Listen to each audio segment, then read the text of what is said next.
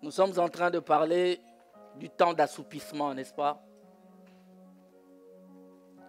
Et j'avais bien dit que c'est un avertissement. Nous sommes en train d'avertir le peuple de Dieu de faire attention parce que Jésus revient bientôt. Amen. Et lorsque nous venons à l'église comme ça, mes amis, Jésus revient bientôt. Nous devons faire un effort de mettre tout de côté et de ne regarder qu'à Jésus.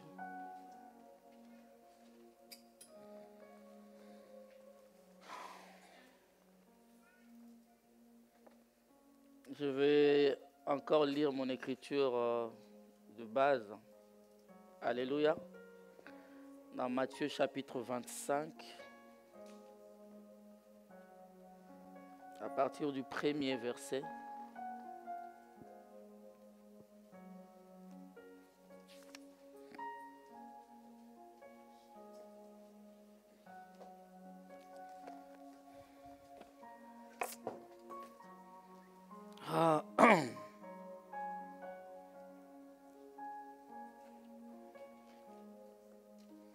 Du verset 1er au verset 13.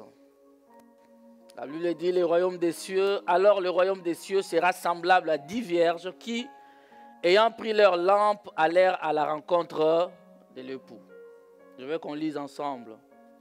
5 d'entre elles étaient, et 5, je parle à une épouse sage ici. Ce matin, je déclare que nous sommes une épouse sage. Nous sommes des vierges sages. Les folles, en prenant leur lampe, ne prirent point d'huile avec elles. Nous ne sommes pas de cette catégorie-là. C'est à toi de dire amen ou pas. C'est à toi de le croire ou pas. Mais les sages que nous sommes prirent avec leur lampe de l'huile dans des vases. Comme l'époux tardait, toutes s'assoupirent et s'endormirent. Au milieu de la nuit, on cria, voici l'époux, allez à sa rencontre. Alors toutes ces vierges se réveillèrent et préparèrent leur lampe. Les folles dirent aux sages, donnez-nous de votre huile, car nos lampes s'éteignent. Les sages répondirent, non, il n'y en aurait pas assez pour nous et pour vous. Allez plutôt chez ceux qui en vendent et achetez-en pour vous. Pendant qu'elles allaient en acheter, l'époux arriva. Celles qui étaient prêtes entrèrent avec lui dans la salle de noces et la porte fut fermée. Plus tard, les autres vierges vinrent et dirent, Seigneur, Seigneur, ouvre-nous. Mais il répondit, je vous le dis en vérité, je ne vous connais pas.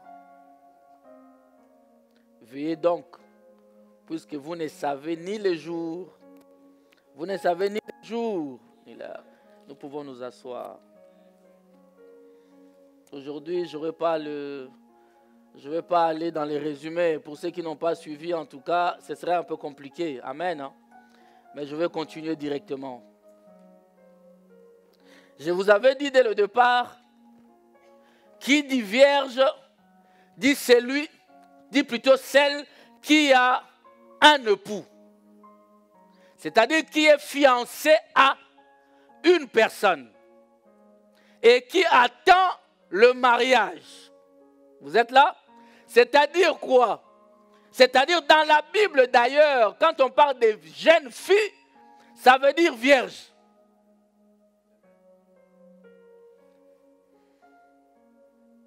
Vous êtes là ou pas? C'est-à-dire c'est celle qui n'est pas rentrée dans le mariage. On suppose que la jeune fille, elle est censée ne pas connaître d'homme. Vous êtes là ou pas? Et dans ce cas ici, je n'irai pas dans la direction là parce que je sais que c'est à l'introduction. Ça va vous faire mal. Je veux que vous m'écoutiez d'abord. Et dans cette parabole, ce qu'on est en train de nous dire, on nous montre qu'il y avait 10 vierges. C'est-à-dire qu'elles étaient toutes mariées, plutôt fiancées, à un seul époux. Vous êtes là? Elles n'étaient pas des païennes, parce que la païenne n'est pas vierge. La païenne a plusieurs dieux. Elle adore le Dieu soleil, le Dieu la lune, elle adore un arbre. C'est ça une païenne. Vous me suivez? Israël est considéré comme étant l'épouse du Seigneur parce que Israël est la nation qui n'avait que comme Dieu, le Dieu d'Israël. Dieu leur avait dit, éloignez-vous de tous les dieux païens. C'est moi l'Éternel. Tu n'adoreras que l'Éternel ton Dieu. Tu l'aimeras lui et lui seul. De toute ton âme, de toutes tes forces, de tout ton corps, de toutes tes pensées. Voilà, un chrétien n'associe pas Jésus à autre chose. Un chrétien ne fait pas de mélange. Un chrétien, il n'adore pas la star des stars en accompagnant une autre star. Je parle à quelqu'un ou pas? Un chrétien, quand on rentre dans sa chambre, on ne trouve pas une quelconque star qui est au-dessus de sa star. Parce que notre star à nous, c'est Jésus. Parce qu'il est l'étoile brillante du matin. Et amen. Il est le soleil par excellence. Parce que le soleil n'est rien d'autre que la plus grande des étoiles. Je parle à quelqu'un. Je vous exhorte, mes amis, ne vous associez à aucune autre divinité si ce n'est à Jésus. C'est Jésus et Jésus seul. Nous n'adorons pas quelqu'un d'autre dans cette assemblée. On n'aime même pas quelqu'un en avant plus que Jésus. Aucun prophète, aucun pasteur, aucun autre esprit. C'est Jésus, le Seigneur des esprits de toute chair. C'est lui que nous élevons en ces lieux. En aucun moment, on t'élèvera toi en ces lieux. Je vais t'annoncer, même si tu me donnes 10 milliards, jamais je m'inclinerai devant l'argent. Jamais. Jésus est au-dessus de tout. Et dans cette assemblée, ce n'est pas moi. Ne m'élevez en aucun cas. Je vais dire à quelqu'un, ne te bats même pas être mon ami. Parce que tu n'auras aucun intérêt. Tu n'auras aucun avantage. Tu seras un frère parmi les frères, une sœur parmi les sœurs. Tu n'auras pas un statut particulier. Écoute-moi bien. Tu n'auras pas un statut particulier. Jamais. Et vous le savez. Jamais. On vient ici pour élever Jésus. C'est Jésus le centre de notre intérêt ici. Et Jésus seul. Et nous voulons le remettre au centre de nos vies. Donnez-moi un amen bien. Et remarquez que les 10 vierges étaient là. Pourquoi je vous en parle? Parce que les 10 vierges dont on parle, ce n'étaient pas des païennes.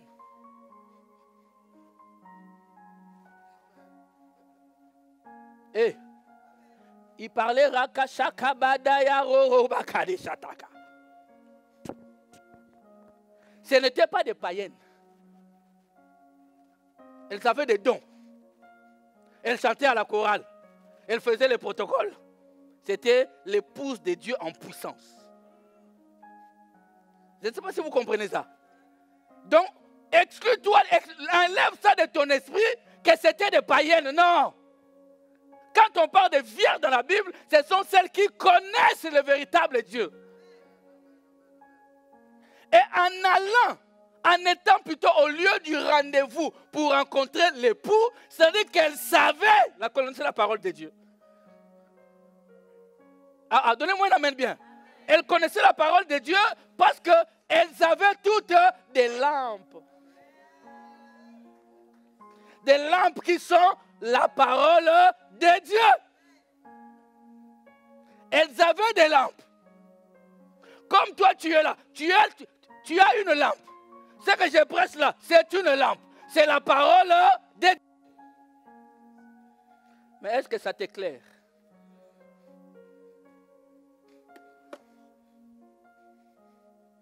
Amen.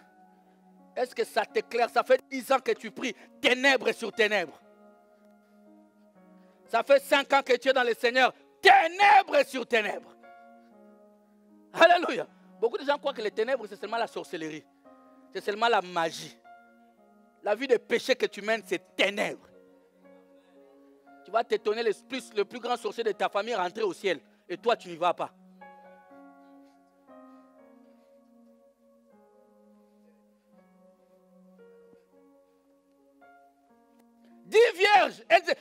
l'assemblée était constituée de 10 vierges. Bien aimé, vous pouvez être 100 000 dans une église. Amen. Vous croyez en Dieu, vous attendez l'avènement du Seigneur. Si au moins vous avez écouté un peu la parole de Dieu. Mais néanmoins, sachez que vous n'entrerez pas toutes. Nous n'entrerons pas tous au ciel. Tous les dimanches dans cette assemblée, ils font le comptage. Le dimanche passé, quand j'ai prêché ces choses, le dimanche passé, on était 156 adultes. Dimanche passé, on était 156 adultes. Je ne dis pas enfants, je dis adultes. 61 enfants, d'après ce que j'avais vu. Donc on était plus de 200. Vous savez combien vont rentrer au ciel? Jésus était gentil dans la parabole. Ah, j'ai dit à quelqu'un, Jésus était gentil dans cette parabole. Il nous a dit 5. 50%. Au temps de Noé, il y avait combien? Au temps de Noé, il y avait combien? J'ai aimé quelqu'un qui m'a exhorté hier. J'aime bien, c'est un fils de la maison. Il a dit, pasteur, s'il te plaît, tu nous cries dessus. Tu parles. Mais fais comme Noé, pasteur. N'oublie pas ta famille. Il ne sait pas, j'ai pleuré en moi. Et les larmes viennent pendant que je parle. Mes amis, le Seigneur te redemandera chacun de membres de ta famille.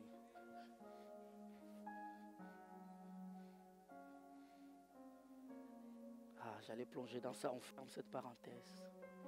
Écoutez-moi attentivement. Ils étaient, au temps de Noé, 8 seulement ont pu échapper au déluge. À l'époque de Moïse, quand ils sont sortis de l'Égypte, de tous les groupes qui est sorti de l'Égypte, 2 seulement sont rentrés à Canaan. Toi qui viens à l'église parce qu'il y a move. Tu viens à l'église par move. Je t'en supplie, tu peux arrêter. Continue le move ailleurs. On vient à l'église pour changer. Pour changer.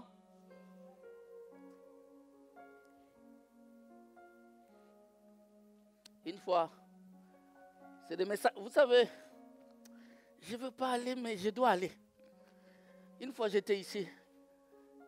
Quelqu'un qui a des visions ici à l'église m'a dit, pasteur, il y a quelqu'un, quand je le vois qu'il est complètement nu.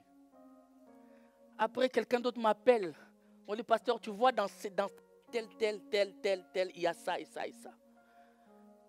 Et puis, écoutez bien aimé, un chrétien sans compassion est un meurtrier.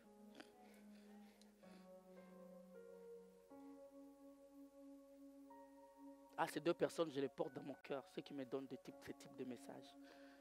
Pourquoi quand j'écoute ça, je leur dis, ayez compassion.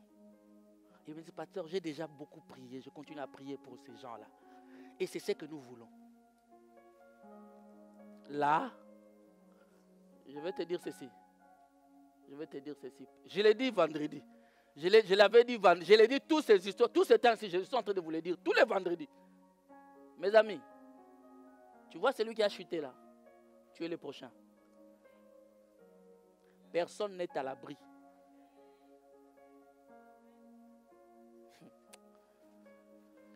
Dans cette église, hein, elles étaient toutes là, en train de prier, d'attendre.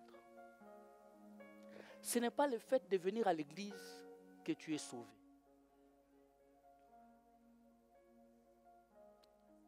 Écoutez attentivement. Ce n'est pas parce que j'étais baptisé au nom de Jésus que tu es sauvé.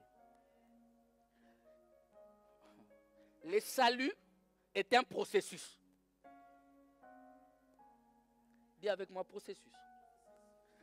On ne vient pas ici pour que nous te donnons les certificats de baptême que tu vas montrer à Dieu. Tu vois, le certificat de baptême là, c'est le décor de ta maison. Décor. Le vrai certificat de baptême, c'est dans ton cœur. Je vous dis vrai, mes amis, au nom de Jésus, tu sors. C'est là que le processus démarre. Tu n'es pas encore sauvé. Le salut est un processus. Ils sont sortis de l'Égypte en train de chanter Alléluia, Hosanna. En train de danser. Est-ce qu'ils sont rentrés à Canaan? Ils sont rentrés à Canaan. Ils n'étaient pas sortis de l'Égypte. C'est comme toi, tu es sorti de l'Égypte.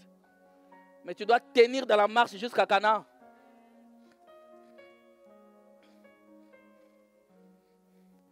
Distraits que nous sommes. Nous sommes un peuple distrait. Ils étaient là. Ils ne regardaient pas leur lampe. Écoutez, ils étaient 10, 5 d'un camp, 5 d'un camp.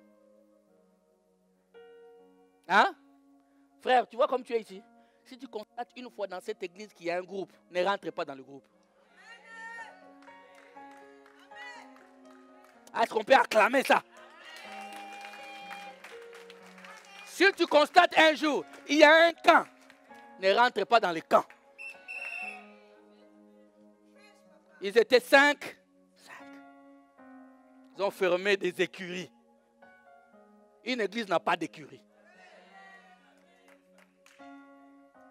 Une église, c'est une seule famille. Tout le monde est ensemble. Ils étaient là comme ça. Les 5 autres, avec leurs lampes, sans huile. Les 5 autres, leurs lampes remplies. Je te laisse maintenant.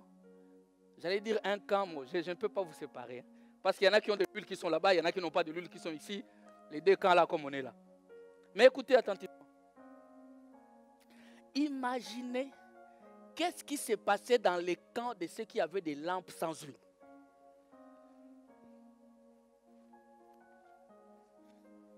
Est-ce qu'on peut développer, vous et moi? Comment ces chrétiens-là vivaient? Comment ces chrétiennes-là vivaient qui avaient des lampes sans huile dedans? Ils vivaient comment? Dans le commérage, dans le paraître, dans l'impudicité, dans la débauche. C'est des gens qui ne savaient même qu'ils n'ont pas de lampes. Pourquoi? Parce qu'ils voulaient vérifier les lampes, l'huile dans les lampes des autres. Satan, oui.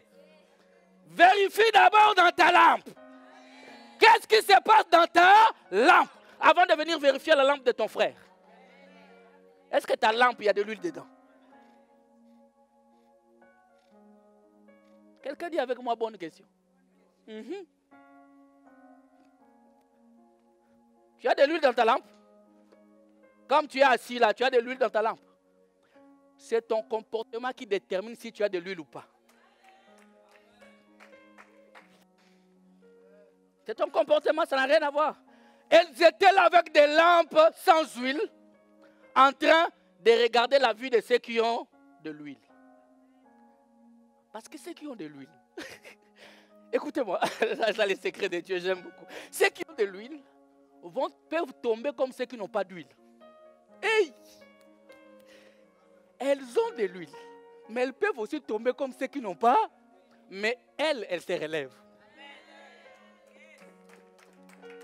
Pendant que l'accusateur est en train de regarder, avec l'huile, je peux tomber, je me relève. Mais sans huile, tu tombes, tu restes dans la boue.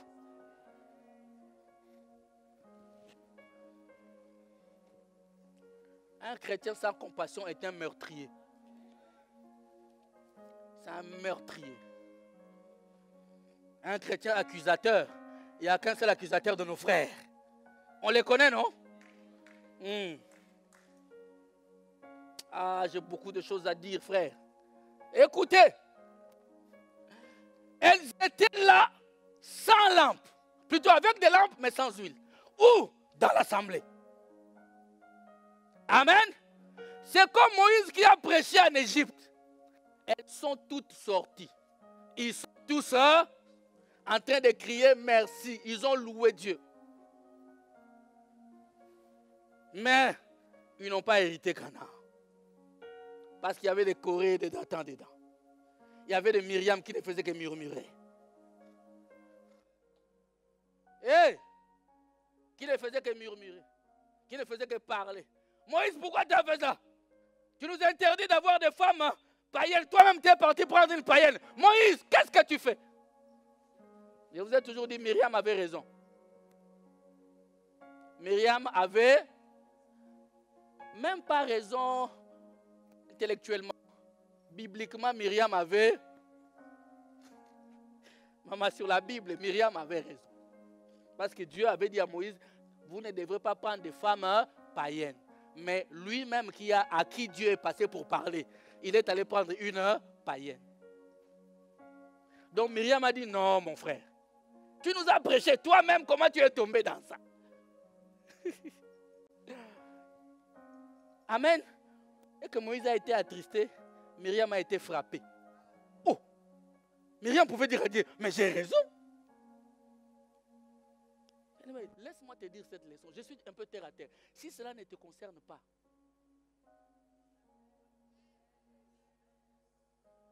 can you close your mouth? Est-ce que tu peux fermer ta bouche?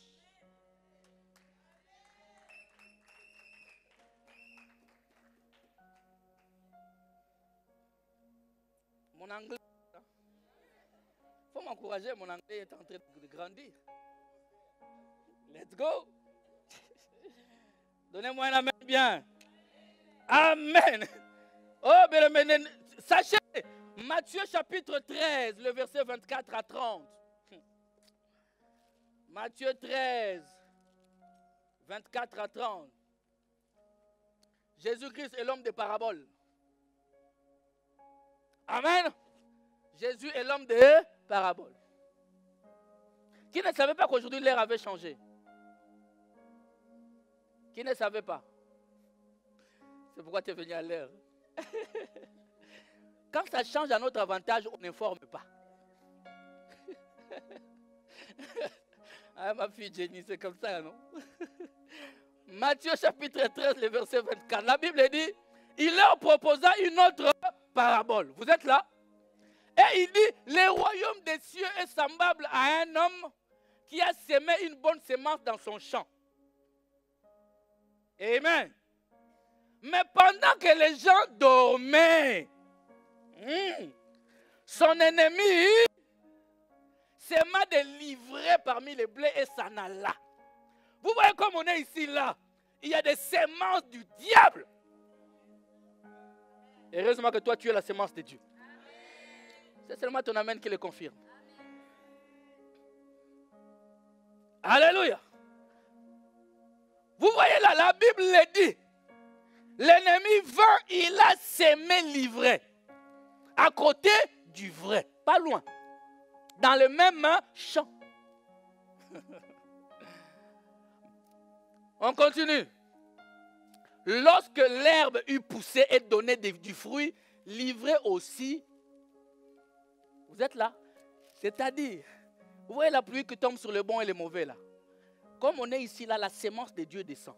Les bénédictions descendent.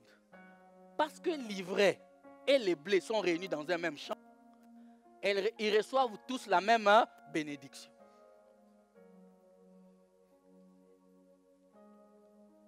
Amen.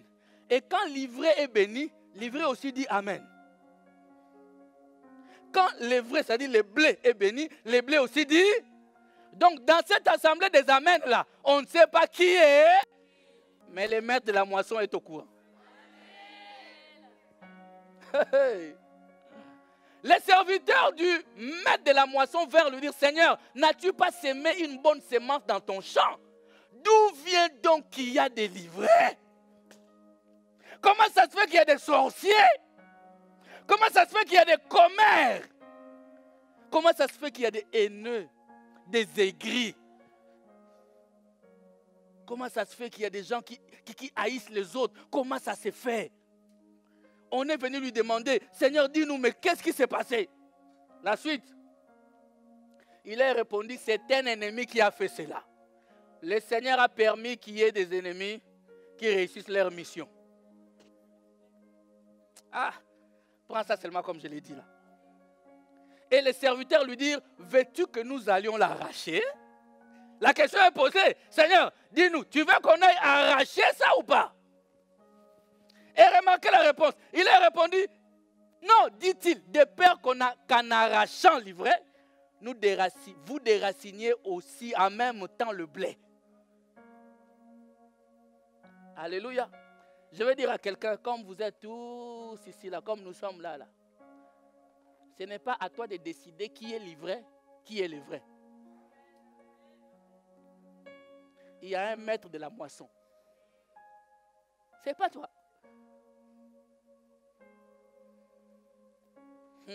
Continuons. Laissez croître ensemble l'un jusqu'à la moisson. Et à l'époque de la moisson, je dirais au moissonneur, arrachez d'abord l'ivraie et liez-la en gerbe pour la brûler, mais amassez le blé dans mon grenier. J'ai dit ceci, la finalité de l'ivraie est connue. Il sera arraché et il sera brûlé. Nous sommes des vierges sages. Quelqu'un m'entend? Pourquoi vous êtes des vierges sages? Parce que vous avez la révélation de la lampe. La révélation de la parole. C'est ça qui fait la différence. Je continue dans mon message pour vous dire ceci. Les dimanches passés, je vous ai dit que les premiers éléments qui aveuglent, qui assoupissent, qui amènent l'assoupissement dans les enfants de Dieu, c'est le manque de révélation de la parole de Dieu. Alléluia. Alléluia. C'est le manque de révélation de la parole de Dieu. J'ai expliqué ça, j'ai donné des détails là-dessus. Je veux que tu comprennes, mon frère, la révélation de la parole, c'est ce dont tu as besoin. Matthieu chapitre 16, c'est là qu'on a terminé. Matthieu chapitre 1, à partir du verset 13, où on a demandé à Pierre, Jésus a demandé à Pierre et aux disciples, qui dites-vous, qu'est-ce que les gens du dehors disent de moi? Amen. Je vais maintenant faire quelque chose avec vous. Si moi je vous dis, qu'est-ce que les gens du dehors disent de moi? Qui est-ce que je suis, moi, le pasteur Mathieu? Un bon pasteur, qu'est-ce qu'ils disent? Même s'ils disent du mal, parlez. Pasteur, waouh. Ça parce que dans ton mariage, j'avais parlé de ça. Ok. Dis-moi, qu'est-ce qu'ils disent? Tu as déjà entendu quoi à mon sujet? Trop sérieux. Pasteur chic. Correct. Orgueilleux. Vous évitez de dire ça. Les gens souvent me traitent d'orgueilleux. Il n'invite pas les gens dans son église, il est orgueilleux. Il croit, il croit. Écoutez ceci, mes amis. Mettez-vous à la place de Jésus. Tu crois que si quelqu'un avait dit qu'il est orgueilleux, qu'est-ce qu'il croit lui? Quelle aurait été sa réaction? J'aime quand j'ai des inspirations pareilles. Dis-moi, quelle aurait été la réaction de Jésus? On est en train de parler. Il aurait agi comment? D'après vous, hein? Peut-être vexé. Il allait s'en foutre. Il aurait dit une parabole bizarre. Écoutez, Jésus de Nazareth, on a craché sur son visage. Il est resté humble. On l'a insulté. Une couronne d'épines sur la tête. Un agneau qu'on amène à l'abattoir. Il n'a dit ni mot, ni contredit ce qui lui parlait.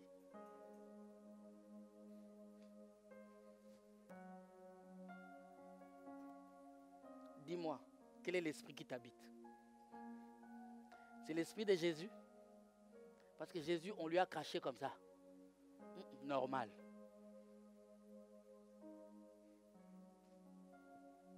Donc, est-ce que quelqu'un peut me dire quel est l'esprit? Vous voyez, la réaction de Jésus aurait été une autre réaction. Il n'allait pas commencer. C'était qui? C'est ta tante qui a parlé.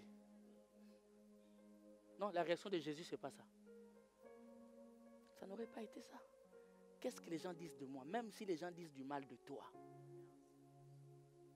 Prends sur toi. Je vous ai donné quoi le vendredi ici? La Bible dit qu'il faut aimer nos ennemis. prier pour ceux qui nous persécutent.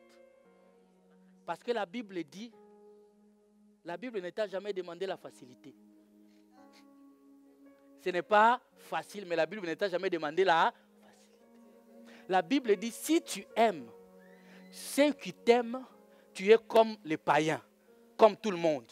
Tout le monde aime ceux qui les aiment. Mais Dieu nous dit ici, nous devons aimer pour faire la différence, démontrer que nous sommes enfants de Dieu, nous aimons ceux qui nous maltraitent. Je crois que quelqu'un est en train de dire, je ne suis pas encore chrétien. Je crois que tu es en train de te dire, je ne suis pas encore chrétien.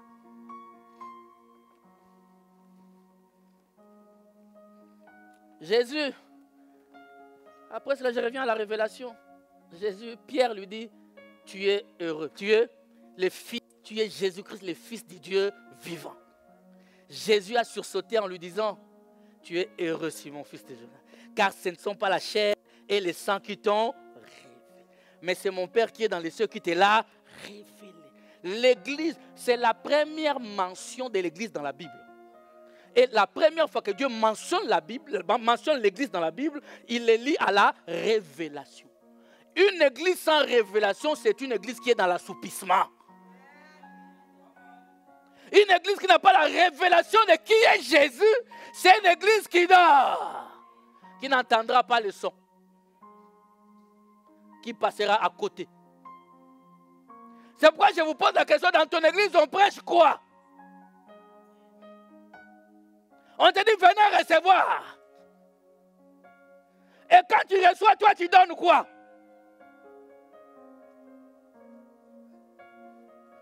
Amen. Bien aimé, l'église a commencé par la révélation de Jésus. Dis-moi maintenant, toi, pour toi, qui est Jésus? Jésus est qui? Et tu sauras si tu es la véritable église ou pas. Jésus de Nazareth est qui pour toi? Amen. Il est un prophète. Les musulmans croient aussi qu'il est un prophète. Même les scientologues, ils croient que c'était un homme important. Même Sarkozy a déclaré tout à l'heure, il n'y a pas longtemps, il a dit, si on te demandait qui est-ce que tu veux rencontrer, il dit, j'aimerais parler à Jésus. Cela ne veut pas dire qu'il croit en Jésus. Parce que c'est un être important. Notre Jésus est spécial. Même le diable lui-même, il prie juste qu'il ait encore une fois être en présence de mon Jésus. Parce que mon Jésus est spécial. Alléluia. Ce n'est pas parce qu'il croit, non, il veut seulement les rencontrer. Cet homme, les philosophes disent que c'est le plus grand des philosophes. Il est tout. Mais ce n'est pas ça qui te sauve. Ce n'est pas ça. Jésus est un prophète. Est-ce qu'on peut dire amen? Il est un prophète, n'est-ce pas? Il est un prophète. Il n'y en a pas deux. Comme lui. C'est le prophète des prophètes. Amen. Il a voulu dire à Pierre, c'est Dieu qui te l'a révélé. Parce que sur cette pierre que tu viens de dire, sur les rochers que tu viens de dire, sur la révélation que tu viens de sortir, c'est là que je bâtirai mon église. Vous comprenez? Il a dit, tu es Pierre. On a vu ça avec un P majuscule. Mais il lui a dit, sur ces rocs, sur cette pierre qui vient de sortir de ta bouche. C'est-à-dire la révélation que tu viens de dire, c'est sur ça que l'église de Jésus est bâtie. L'église de Jésus n'est pas bâtie sur Jésus prophète. Parce que tout le monde croit que Jésus est prophète. L'église de Jésus est bâtie sur Jésus, le Fils du Dieu Tout-Puissant, le Dieu véritable, en dehors de qui il n'y a point de Dieu. Tu ne crois pas en ça. Si ton église ne croit pas en ça, vous êtes dans le sommeil profond. Si vous croyez que Jésus, chaque décembre, il vient à la naissance, et quelques mois après, il meurt, ça c'est ton Jésus. Ce n'est pas mon Jésus. Ce n'est pas le Jésus de la cité du Dieu vivant. Le Jésus de la cité du Dieu vivant, il a été avant que le monde n'existe. Avant qu'Abraham fût, je suis. Il est le créateur des choses visibles et invisibles. Il est l'empreinte du Dieu invisible. Il est la parole rendue manifeste. Il est ce Dieu invisible qui s'est matérialisé. Voilà la révélation sur laquelle l'Église du Seigneur est bâtie. Jésus, le Dieu tout-puissant. Tu enlèves ça dans une église, c'est une église morte. Retenez. Tu vas dans une église où on dit, non, Jésus n'est pas Dieu, Jésus est seulement le Fils de Dieu. Une église morte. Vous n'avez pas la révélation dans sa totalité, vous avez cru une partie. Jésus n'est pas une portion. Jésus est l'agneau de Dieu. Écoutez, il y a beaucoup qui ne m'ont pas entendu dire ça. Jésus n'est pas une partie. Jésus est l'agneau de Dieu. C'est-à-dire, Dieu, Jésus est comme ce corps que tu vois ici. Entier. Donc quand il faut manger l'agneau, nous mangeons l'agneau complètement. Tu m'as compris?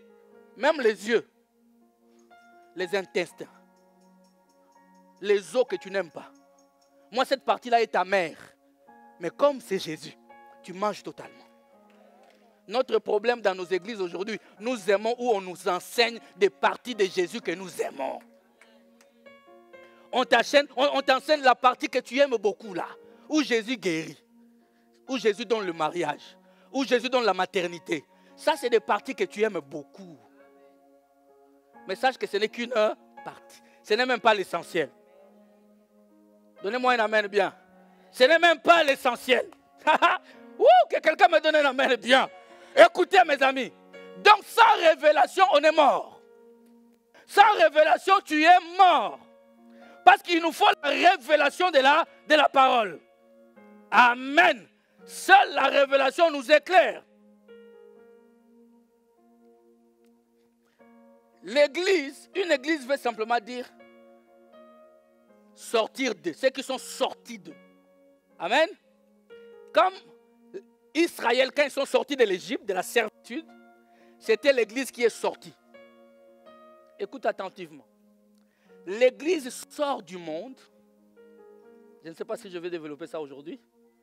L'église sort du monde. Tu es là? Et l'épouse sort de l'église. Quelqu'un m'a compris ou pas? C'est-à-dire que l'église, tous ceux qui ont dit, oh Seigneur, nous croyons en toi. Ils commencent la marche. Mais l'épouse va plus loin. Il ne sort pas simplement, il va dans l'intimité avec son maître. Et l'enlèvement est réservé à l'épouse. L'enlèvement ne concerne pas les païens. Il concerne toi et moi qui avons dit que nous croyons en Jésus. Mais dans nous là qui croyons, il y a une partie qui constitue l'épouse et qui va aller à l'an. Et l'autre partie va aller au jugement dernier. Vous êtes là ou pas? C'est-à-dire ces jours-là. Moi, je n'attends pas les pas la. Quand Jésus vient, tu vois, quand les gens vont dire pas la, il vient avec moi. Je suis déjà à ses côtés. La Bible dit les saints jugeront le monde. Parce qu'ils viendront dans les cortèges de l'époux. Amen. Tu vas dire, pasteur.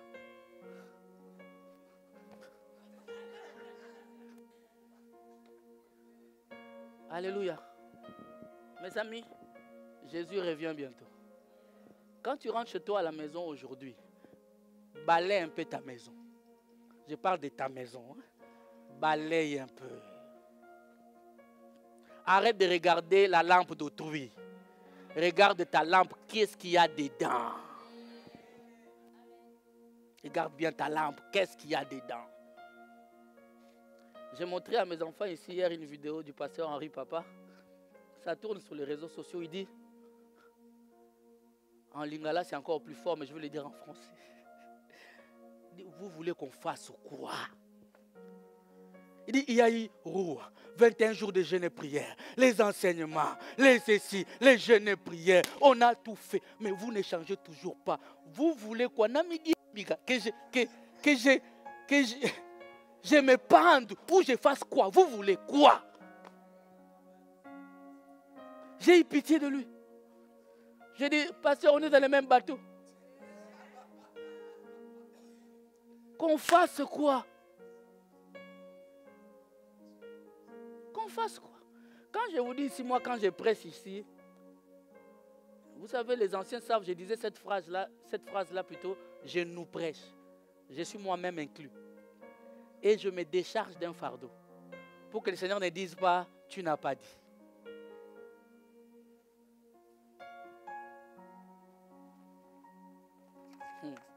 Mes amis, la révélation de la parole de Dieu, tu en as besoin. Changeons. S'il vous plaît, changeons. Que quelqu'un regarde sa propre lampe et qu'il voit, si Jésus revient aujourd'hui, tu as assez de carburant pour monter.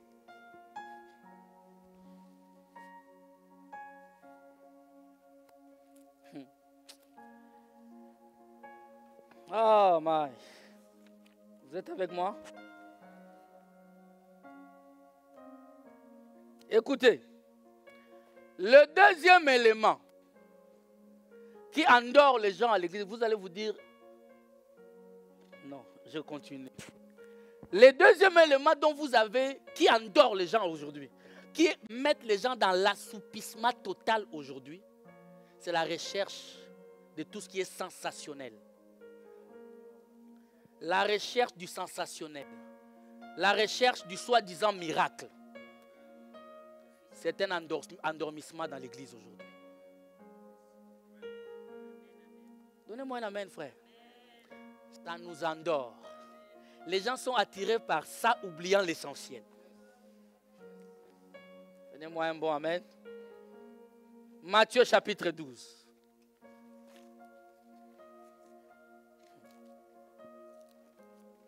Ah Seigneur, que Dieu nous aide. À partir du verset 38. Matthieu 12, 38.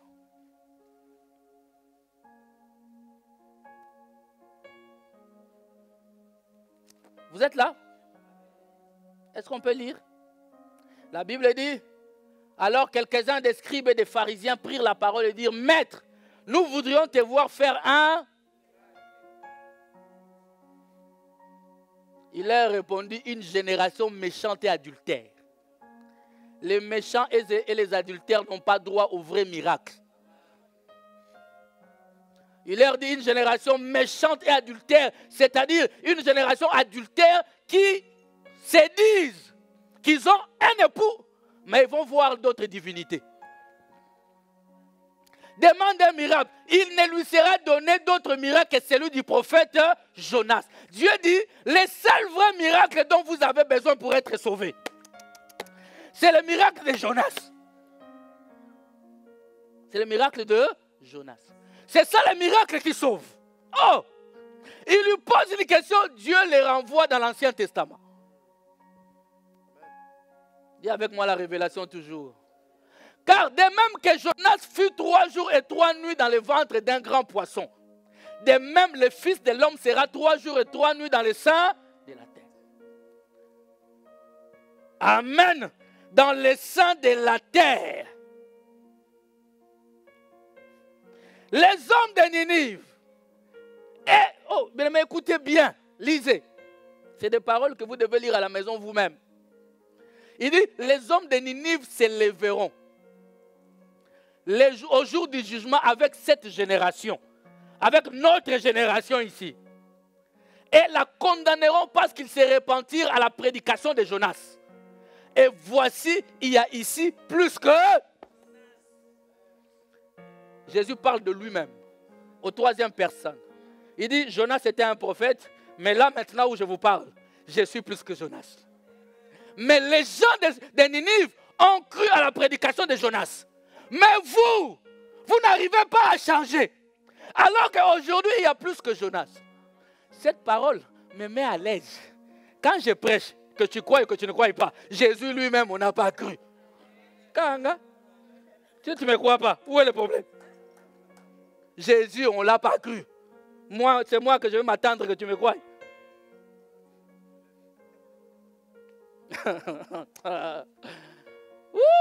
Les hommes de Ninive vont nous condamner. Parce qu'un homme est venu, un étranger, a prêché, toute la ville s'est répandue. Et le Seigneur les a pardonnés, il ne les a pas frappés. Continuons la suite. La reine du Midi se lèvera au jour du jugement avec cette génération et la condamnera. Parce qu'elle vint des extrémités de la terre pour entendre la sagesse de Salomon. Et voici ici, il y a plus que... Quelqu'un le croit ou pas? Jésus est plus que Salomon. Le même Jésus que nous vous prêchons aujourd'hui est plus que Salomon. La reine de Midi a fait un long voyage. Non pas avec un avion.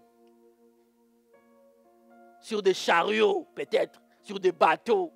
Il est arrivé jusque-là. Pour aller écouter un homme dans lequel plutôt on a placé une sagesse. Mais lorsque la sagesse elle-même a pris un corps, il a parlé, les gens n'ont pas cru.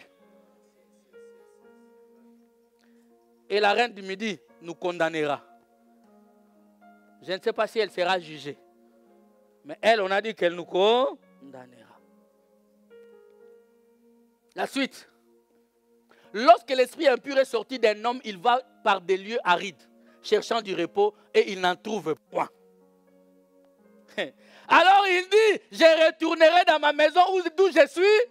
Et quand il arrive, il la trouve vide, balayée et ornée. Le problème, c'est que j'ai dit, c'est ça. Des lampes qui sont vides. Frère, je t'interdis, vous tous qui priez, qui prêchez la parole, qui faites un ministère ici à l'église, n'allez pas prier pour quelqu'un qui n'a pas encore changé. Ne chassez pas un démon dans la vie d'un homme qui est encore païen. Tu vas empirer sa vie. Parce qu'à l'intérieur, il y a, le démon va partir, il dit, on m'a chassé. Il viendra et la situation de cet homme deviendra, donne-lui d'abord, amène d'abord cette personne à la repentance. Conseil gratuit. J'ai dit que c'était un conseil gratuit. Amen. Donc Jésus leur dit, vous êtes une génération perverse. Vous cherchez un miracle, vous n'en aurez pas d'autre. Dis-moi maintenant, cet engouement, cette ferveur qu'il y a autour des miracles aujourd'hui, ça vient d'où? Les hommes de Dieu d'aujourd'hui. D'abord, ils croient que faire tomber les gens, c'est un miracle. Quand les gens ne tombent pas, le culte n'a pas réussi. Il y en a même qui font des crocs en jambes, paf, pour que la personne tombe. Alléluia. Ici d'ailleurs, vous tombez, c'est une moquette bien propre. Dans d'autres cieux, sous d'autres terres, tu tombes là, tu te relèves, la poussière partout. Alléluia. Ma soeur, si tu es encore au niveau où tu attends qu'on t'impose le mec et tu tombes pour que tu sentes que Dieu a agi. Hey! Hey! La Vierge folle goûte bien. La Vierge folle, ça va encore. C'est-à-dire qu'en toi, il n'y a aucune sémence. Mes amis, je vous annonce que Dieu est un Dieu qui... Notre Seigneur n'est pas un bouffon. Tu ne veux pas auprès de lui pour qu'il fasse le théâtre avec toi. Seigneur, je vais te voir faire un miracle. Il s'élève aussi. Fire! Fire! Ça, c'est quel Dieu? Quel esprit habite les hommes de Dieu d'aujourd'hui? Parce que Jésus, en son temps, on est venu réclamer un miracle. Il leur a dit non, vous n'en aurez pas. Aujourd'hui,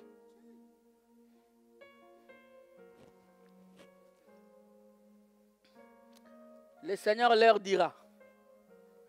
Ils diront au Seigneur, nous avons chassé des démons en ton nom. Nous avons guéri des malades.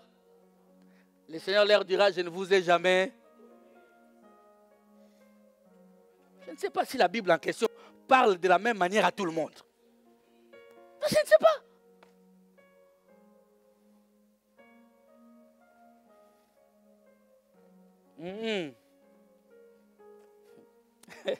La distraction est rentrée.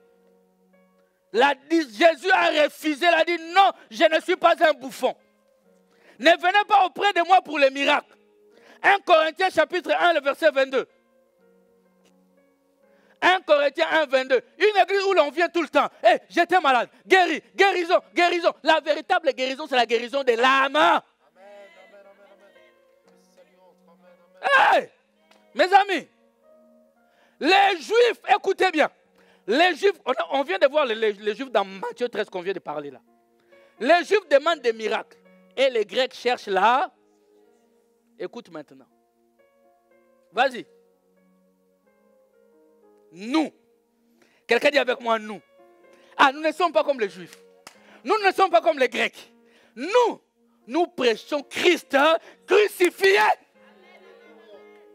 Où sont les chrétiens qui cherchent Christ crucifié? Nous sommes là. Seigneur, Seigneur. Seulement donner. Toi, tu cherches Christ quand? Nous prêchons Christ crucifié. Scandale pour les Juifs et folie pour les païens. Mes amis, cherchent Jésus. Amen. Est-ce que tu es là, tu es béni ce matin ou pas? Cherche Jésus. Nous cherchons Jésus. Nous ne sommes pas à la recherche d'autre chose. Amen. Moi, je cherche Jésus. Luc chapitre 10. Je quitte un peu Matthieu. Luc chapitre 10. Le verset 17. Commençons au verset 17. Ça nous endort. Ici, Jésus avait envoyé ses disciples. Ils étaient combien? Là, ils étaient 70. Il leur dit 70 pour nous ici. Il leur dit, allez. Il leur a dit, allez faire des miracles. Ils ont fait des choses extraordinaires. Avec Dieu, nous faisons des exploits. Mais il faut l'avoir lui d'abord.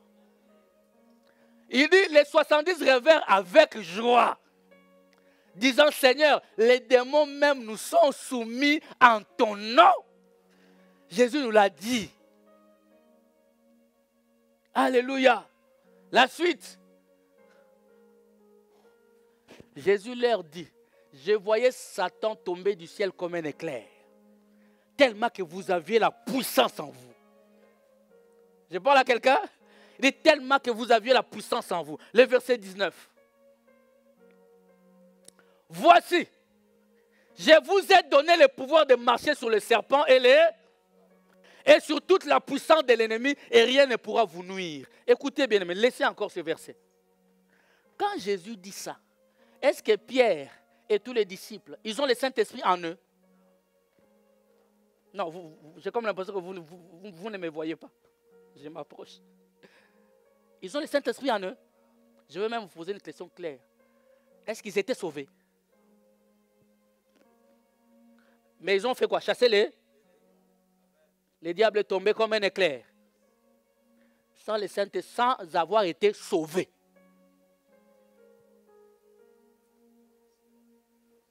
Vous lisez la parole, je crois que nous lisons la parole pas de la même manière. Rien ne pourra vous nuire. C'est-à-dire que quelqu'un peut faire ces choses et à la fin Dieu lui dira, je ne t'ai jamais connu. C'est fort. Le verset 20. Cependant, dis avec moi cependant. Ne vous réjouissez pas de ce que les esprits vous sont. Ce n'est pas un sujet de joie. Oh. C'est en d'autres termes.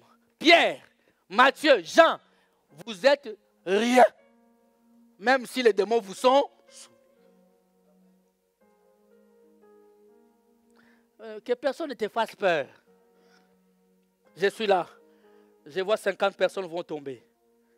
Ce n'est pas ça qui fait de toi homme de Dieu véritable. Et puis souvent ça tombe 51. Tout ça c'est qu'on veut faire les spectacles.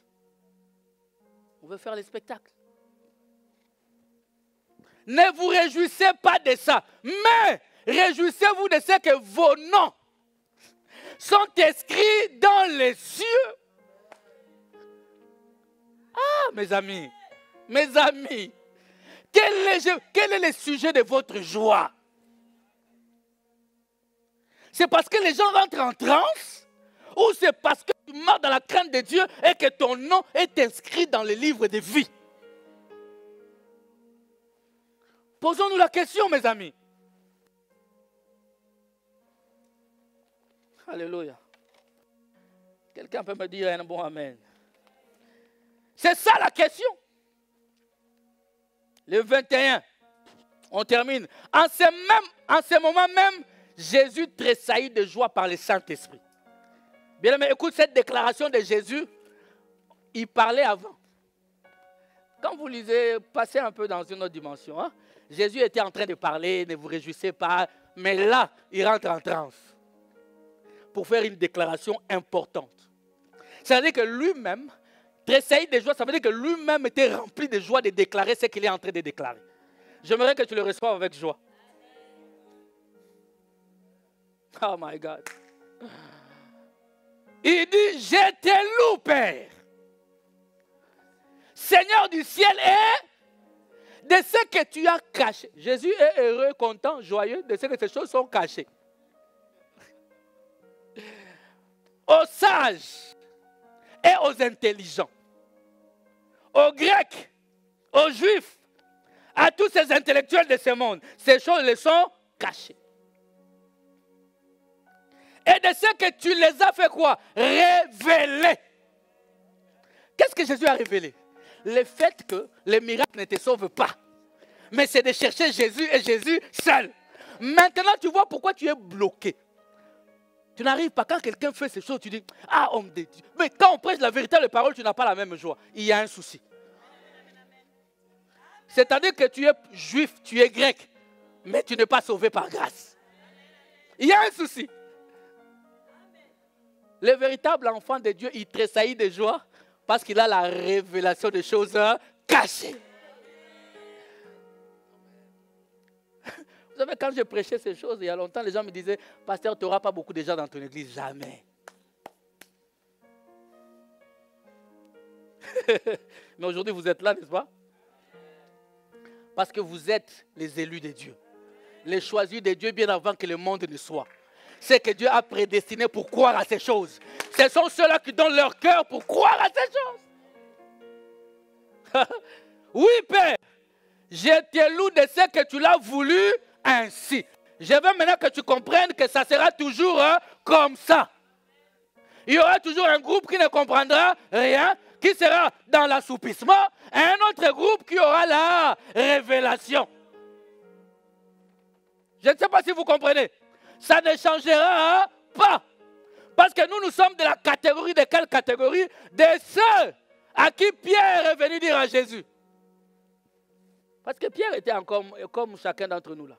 Il dit, Jésus, nous on a tout laissé. On t'a suivi. J'ai laissé ma femme. Je ne suis pas polygame, j'ai qu'une seule femme. Je l'ai laissée chez moi. Je te suis partout. J'ai abandonné mon job de pêcheur. C'est-à-dire ma femme là-bas est en train de crever de faim. Elle a du mal à manger. Chez moi c'est compliqué. Mais je suis en train de te suivre. Quelqu'un comprend ça ou pas? J'ai tout laissé et je t'ai suivi. Qu'est-ce que je gagne en retour? Jésus lui dit, cherchez premièrement et toutes ces choses. Je veux dire, ce sont des choses. Toutes ces choses, c'est quoi? Le mariage, la guérison, la maternité, l'élévation, la promotion au travail. Toutes ces choses vous seront données par-dessus. C'est-à-dire, un véritable enfant de Dieu a le miracle au-dessus de son salut. Je ne sais pas si vous me comprenez.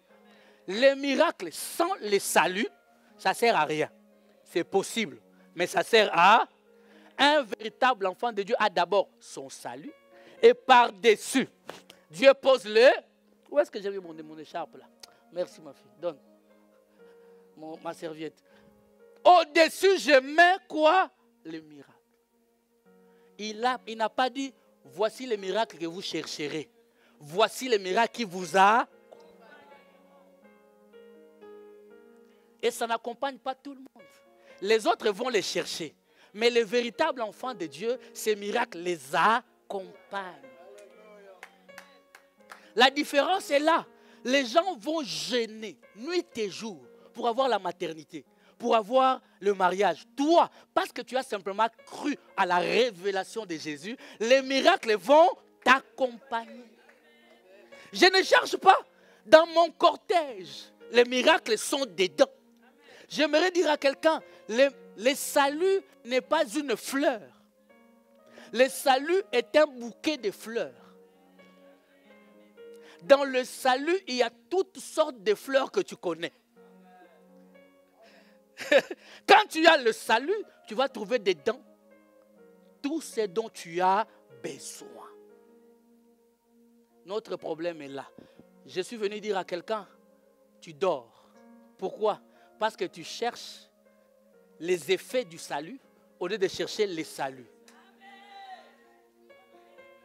Parce que tu cherches les conséquences du salut au lieu de chercher d'abord le salut. Le salut, ce n'est pas le par-dessus. Le salut, c'est l'essentiel. C'est le prix de la croix. Alléluia. J'ai donné cet exemple toute ma vie. Nous, en Afrique, ici, ça n'existe pas beaucoup. Hein? Mais en Afrique, quand tu vas acheter des cacahuètes dans un coin, chez une mère, une maman là, qui vend ses cacahuètes pour élever ses enfants. Vous êtes avec moi? Quand cette maman-là vend ses cacahuètes, tu lui dis les cacahuètes de 1 euro. Il prend 1 euro, il te donne les cacahuètes. Qu'est-ce qu'il fait après? Il ajoute 3. C'est le par-dessus. C'est le matabiche.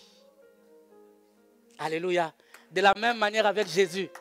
Quand tu viens, il dit, je t'accepte comme mon Seigneur et mon Sauveur. Je veux marcher avec toi. Il te prend dans ses bras. Il t'accorde le salut éternel. Et dans ce salut-là, il ajoute des choses pour te plaire. Des choses qui vont faire en sorte que tu ne les fouilles plus jamais. Mais cherche d'abord, premièrement, les royaumes des cieux. Mes amis, fouille toute personne dans ta vie qui t'éloigne du salut. Aucun pitié. Non, tu ne me comprends pas. Vous voyez les gens qui me disent, quand Aristote, toutes les 2 personnes ont crié orgueilleux là. Vous savez pourquoi on m'appelle orgueilleux? Je termine par là. Sorry mes enfants. J'ai pleuré mes nuits aujourd'hui, j'ai pleuré dans la présence de Dieu. J'ai vraiment pleuré, j'en ai encore des larmes qui montent dans mon cœur. Écoutez mes amis, ça m'est arrivé des gens que j'aimais et que je ne suis plus en contact avec eux. Maman, 2009, je me suis marié. Je suis dans ma voiture, comme ça. Ah, non, célibataire, plutôt voiture. J'étais vrai païen, vrai plutôt païen. J'étais vrai piétonnier. Piéton, je marche comme ça. Il me dit, Pasteur, Naoki Ozobala, j'ai appris que tu vas te marier. Tu sais, les mariés demandent beaucoup d'argent. J'ai un prophète qui vient de... Il va passer à l'église comme ça, on va soutirer de l'argent. J'ai entendu ça. J'ai dit, moi, soutirer de l'argent à l'église, ça commence comment? Et des gens comme ça, il y en a plein. À qui, moi quand j'entends ça, je prends mon pouce là, pas les petits, le pouce. Paf! Bouton rouge. Bouton rouge. J'ai dit à beaucoup d'entre vous, dans mes conseils, je vous dis, j'ai pleuré la nuit, je vous assure. Si tu ne fouilles pas les gens qui veulent t'éloigner de Dieu, tu mourras avec eux. Tu mourras avec eux. Même si vous êtes de la même famille. Même si c'est ton oncle. On a grandi ensemble. Au moins, elle, c'est mon pire. Ma copa. Frère, ton dedans. Sors-les aujourd'hui de dedans. Il devient ton dehors. Tu vas mourir avec lui.